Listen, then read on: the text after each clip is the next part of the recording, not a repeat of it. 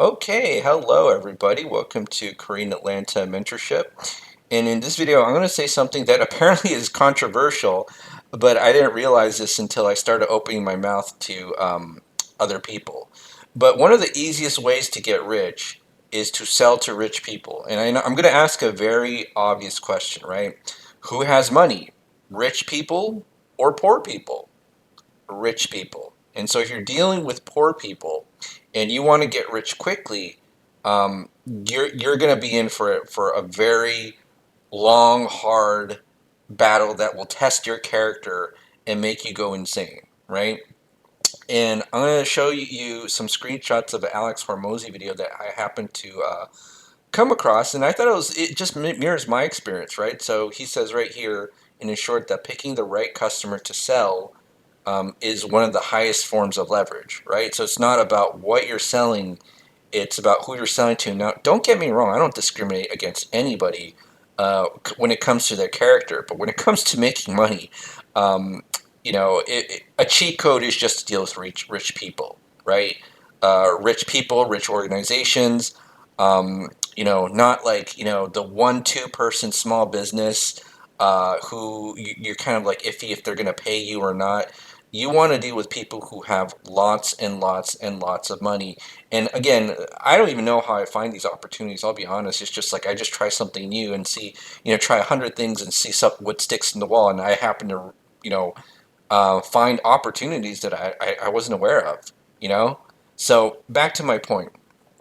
Why is it really important to deal with rich people? It's because they're not that picky and they pay, right? So one of the biggest differences I notice when I deal with people who have a lot of money versus people who don't, and I don't like to use the term poor people, right? But people who have a lot of money is that they don't have high standards. It's crazy. Like I never knew this, right? And so, here I am hanging around most of the formative years of my life with so-called friends, family, middle class people, and then you deal with like the super rich people, and it's like, oh my goodness, especially in the business world, it's like, oh my goodness, like they're praising you to high heavens.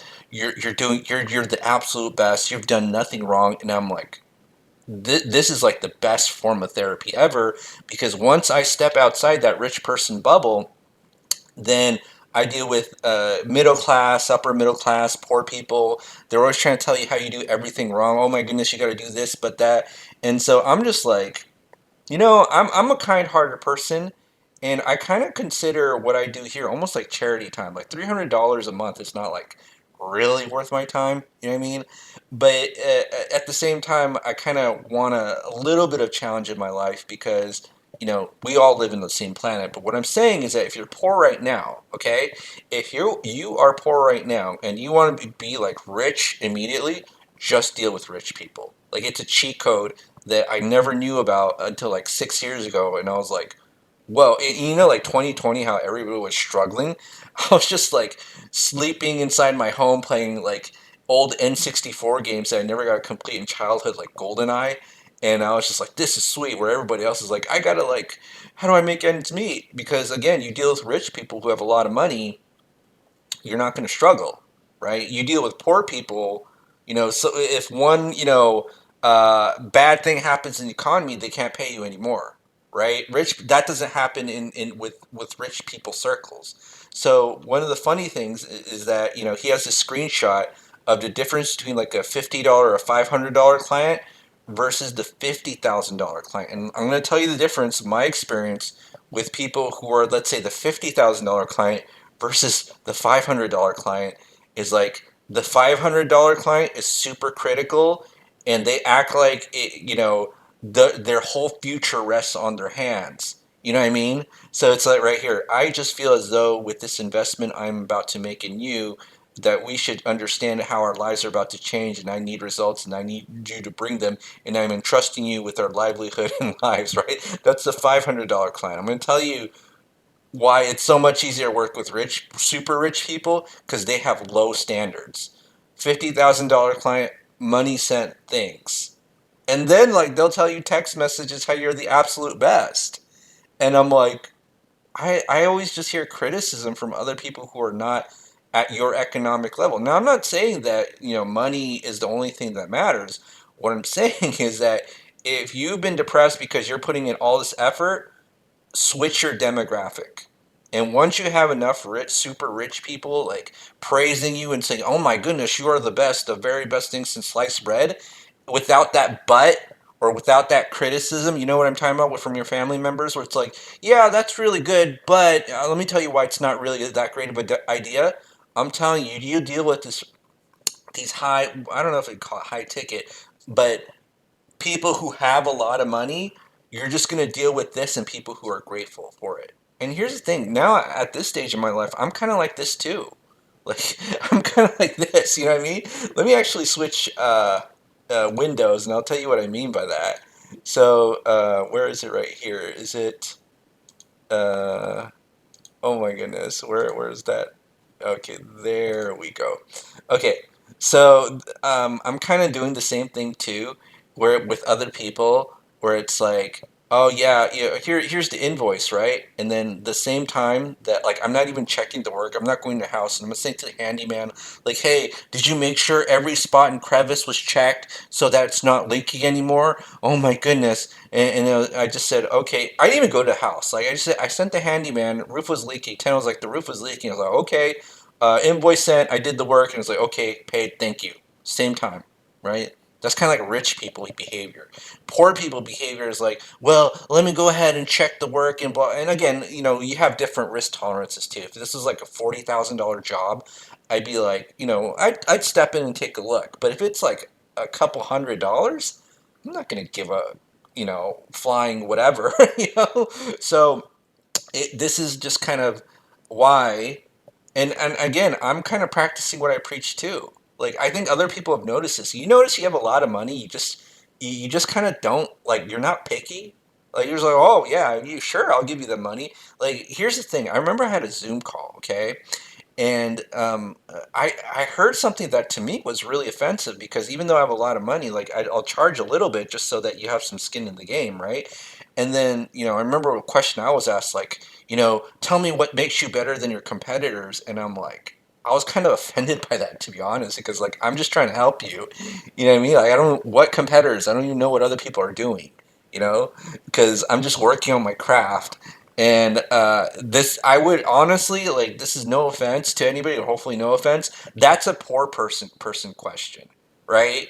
Like, you not paying immediately. That's a poor person behavior. Whereas rich people, I get an invoice, bam, it's paid because I got the money.